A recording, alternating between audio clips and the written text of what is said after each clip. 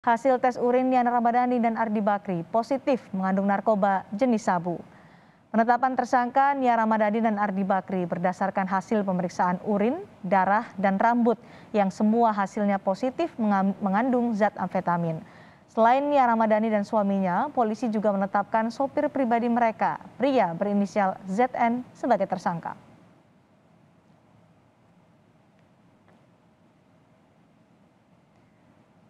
Bukti yang disita polisi untuk menetapkan Nia Ramadhani dan Ardi Bakri sebagai tersangka adalah sabu seberat 0,78 gram dan alat hisap sabu.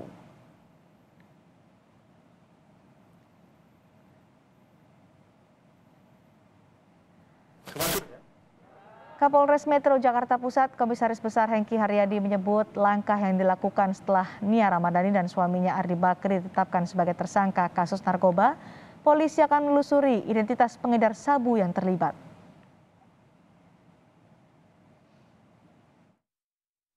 Dan ternyata setelah diadakan surveillance, ternyata tertangkap atas nama tersangka RA ini.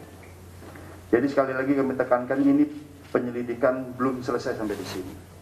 Kita akan lebih kembangkan lagi. Jadi di sini rekan-rekan sekalian, pengalaman kami di saat kita menangani kasus COVID, kita lengah. Kemarin pengalaman hanya dalam waktu 22 hari, kita bisa sita 1,1 ton sabu dan berasal dari satu daerah, Boluci. Kami nyatakan kami belum selesai penyelidikan. Kami yakinkan belum selesai. Kami akan mengulasnya bersama pakar psikologi forensik Reza Indragiri yang telah bergabung bersama Kompas Petang hari ini. Selamat sore, Mas Reza. Halo, selamat sore. Ini untuk kesekian kalinya kita mendengar artis yang terjerat atau terlibat kasus narkoba, kali ini Nia Ramadhani dan Ardi Bakri. Apa yang Anda lihat dari kasus ini? Pintu masuknya adalah tentang jenis narkoba yang disalahgunakan tersebut. Dalam kasus ini yang dipakai adalah sabu-sabu. Efek sabu-sabu bagi penggunanya adalah memunculkan kegembiraan, perasaan penuh semangat, seolah-olah akan bisa bekerja non-stop tanpa istirahat, dan serba tanda petik positif lainnya. Jadi pertanyaan, kenapa kemudian ada orang yang menggunakan sabu-sabu yang bisa membuat perasaan meluap-luap sedemikian gembira? Kita bisa tinjau secara mikro, berarti kita fokus pada individu dan lingkungan terdekatnya, mungkin keluarga, atau kita bisa meluas ke konteks yang makro tentang situasi saat ini yang barangkali bersangkut paut juga dengan pandemi. Anda melihat ini ada sangkut pautnya dengan pandemi. Apakah itu menjadi satu faktor? Karena dari pernyataan yang disampaikan kepada penyidik, ini berdasarkan keterangan pers dari Polda Metro Jaya bahwa mereka kerap mengonsumsi narkotika. Sabu dalam hal ini. Itu tidak terjawab ya dalam diskusi ini. Yang ingin saya katakan begini, sejak awal pandemi, sesungguhnya Organisasi Kesehatan Dunia atau WHO sudah mensinyalir bahwa akan ada berbagai macam bentuk tekanan mental dalam kurung gangguan psikologis yang akan muncul. Jadi tidak hanya virus yang merayap-rayap, tapi boleh jadi gangguan psikologis juga akan menjalar ke sana kemari. Nah, gangguan atau tekanan psikologis itu diakibatkan oleh situasi yang memang khas pandemi. Kita semua tanda petik terpenjara, mobilitas terbatasi, mungkin juga kegiatan atau order, pekerjaan juga tidak segampang biasanya. Nah, situasi semacam itu akan memunculkan tekanan pada perasaan kita. Nah, sayang beribu sayang, ada orang-orang yang kemudian mencoba untuk mendongkrak perasaannya, memunculkan kegembiraan itu kembali dengan cara yang salah, yaitu dengan menyalahgunakan narkoba. Ini pengakuannya 5 bulan yang lalu menggunakan narkoba jenis sabu ini. Ya. Tentu saja kita juga patut telusuri ya teman-teman kepolisian yang akan melakukan itu. Kenapa sejak 5 bulan lalu yang bersangkutan mulai menggunakan sabu-sabu? Alasannya tadi salah satunya ada pandemi dan juga tekanan pekerjaan. Ini hal yang sering kita dengar ketika selebrita menggunakan narkotika jenis sabu. Ini menurut Anda sabu juga sering adalah salah satu pilihan narkotika yang sering menjerat selebrita dengan alasan pekerjaan? Apa boleh buat? Tentu saja saya tidak sedang memberikan pemakluman ya, apapun alasannya adalah menyalahgunakan sabu tetap salah. Tapi yang saya katakan adalah ada sisi atau dimensi psikologis yang sesungguhnya tidak bisa kita abaikan. Yaitu pertama, apakah sang selebritas itu dalam kondisi sangat sibuk, pekerjaannya sangat tinggi, sehingga untuk mengkatrol stamina dia harus pakai sabu. Atau sebaliknya, ada perasaan melandai sedemikian rupa yang sekali lagi seolah-olah hanya bisa diatasi dengan menggunakan sabu. Nah, dua kemungkinan itu harus sekali lagi dipastikan. Kenapa? Karena ini sangkut pautnya dengan masalah rehabilitasi. Sehingga saya, otoritas penegakan hukum kita tidak terlalu fokus pada sebutlah memenjarakan orang kalau dia sebatas sebagai penyalahguna, tapi akan lebih mengedepankan pendekatan rehabilitasi. Nah, menurut Anda apa yang paling cocok untuk menghadapi kasus seperti ini? Kalau yang bersangkutan sebatas, tanda petik ya, sebatas penyalahguna, apalagi penyalahguna yang sifatnya rekreasional, betapapun itu salah, betapapun itu tidak bisa dibenarkan, tetapi barangkali pendekatan rehabilitasi yang harus dikedepankan. Beda cerita kalau yang bersangkutan misalnya sebagai penjual, sebagai pengedar, sebagai bandar, itu lain lagi persoalannya. Rehabilitasi justru tidak akan mujarab, tapi justru harus pendekatan yang lebih punitif, yang lebih menyakitkan yang harus dikenakan. Jadi menurut Anda lebih baik adalah rehabilitasi. Tapi polisi yang harus menentukan yang bersangkutan termasuk dalam kriteria yang mana, penyalahguna, pengedar, penjual, bandar, atau seperti apa? Karena ini salah satu alasannya ketika menggunakan narkotika disebutkan kepada kepolisian atau penyidik adalah karena tekanan pekerjaan, karena pandemi. Apakah hal ini menurut Mas Reza ini bisa berulang untuk penyalahgunaan narkotika seperti ini?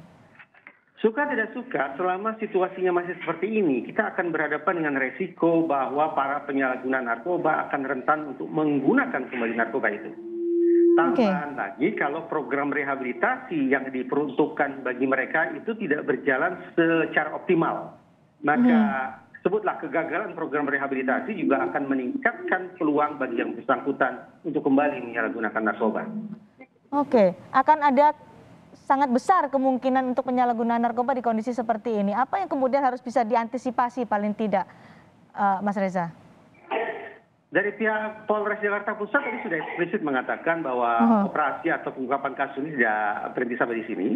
Saya membayangkan bahwa akan ada operasi sapu jagat, operasi besar-besaran yang akan dilakukan oleh pihak kepolisian dan lembaga terkait lainnya untuk memastikan bahwa pasokan narkoba ke Indonesia, khususnya ke wilayah DKI Jakarta, akan bisa disumbat sedemikian rupa. Nah, tentu saja perangan terhadap narkoba tidak bisa hanya mengandalkan otoritas penegakan hukum, tapi partisipasi masyarakat luas juga harus dipesertakan. Nah, bagaimana kemudian masyarakat bisa sekali lagi dibangun daya lentingnya untuk melawan bahaya yang satu ini juga perlu dilakukan oleh pihak kepolisian. Mas Reza, kalau alasannya adalah menggunakan narkotika jenis sabu karena pandemi, kemudian juga tekanan pekerjaan, apakah alasan-alasan secara psikologis ini bisa mempengaruhi hukumnya nanti atau pilihan hukum apakah dipidana atau rehabilitasi oleh pihak kepolisian? Seberapa besar efek psikologis ini mempengaruhi itu? Setiap kasus penyalahgunaan narkoba akan ditinjau secara individual.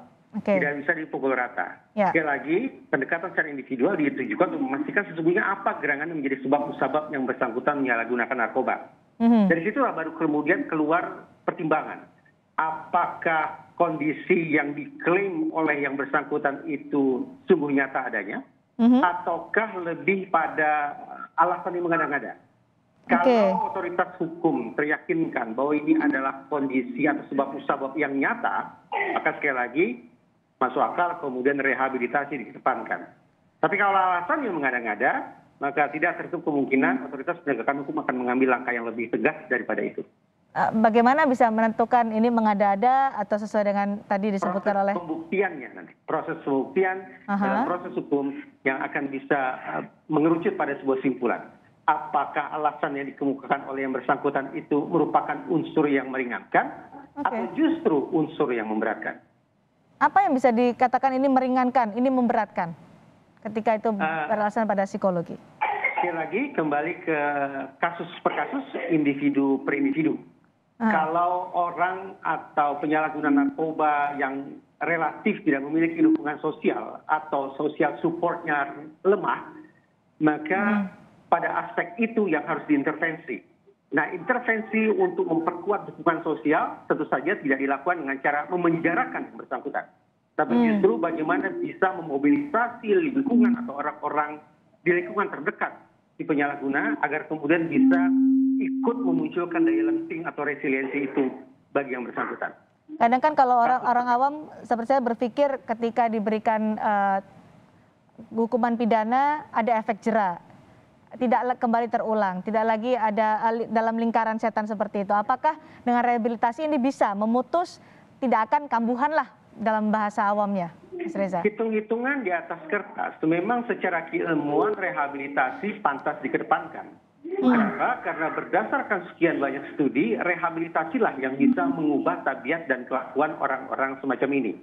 Dibandingkan hukum penjara yang fisik. memenjara misalnya. Oke. Apalagi kalau kita amini kekhawatiran masyarakat luas bahwa penjara pun seolah-olah sudah banyak yang menjadi pabrik narkoba, maka semakin nyata kiranya bahwa mengirim penyalahguna ke dalam lembaga pemasyarakatan tampaknya bukan sebuah pendekatan yang harus dikedepankan. Oke, jadi kalau tadi pengakuan dari Nia Ramadhani bahwa ia baru 5 bulan dengan alasan secara psikologi ia melarikan diri lah dalam tanda kutip dari pandemi, kemudian juga dari tekanan pekerjaan, lebih besar ke rehabilitasi menurut Mas Reza. Sekali lagi saya ingin konfirmasi. Sesungguhnya dalam hati kecil saya merasa geram bahwa orang-orang yang semestinya menjadi panutan, tokoh-tokoh yang memiliki sekian banyak followers justru seolah mengkhianati kepercayaan dari para pengagum mereka. Dengan kegeraman semacam itu, sesungguhnya hati saya berharap bahwa orang-orang macam ini juga akan dihukum seberat mungkin. Tapi kemudian nalar keilmuan saya mengoreksi itu.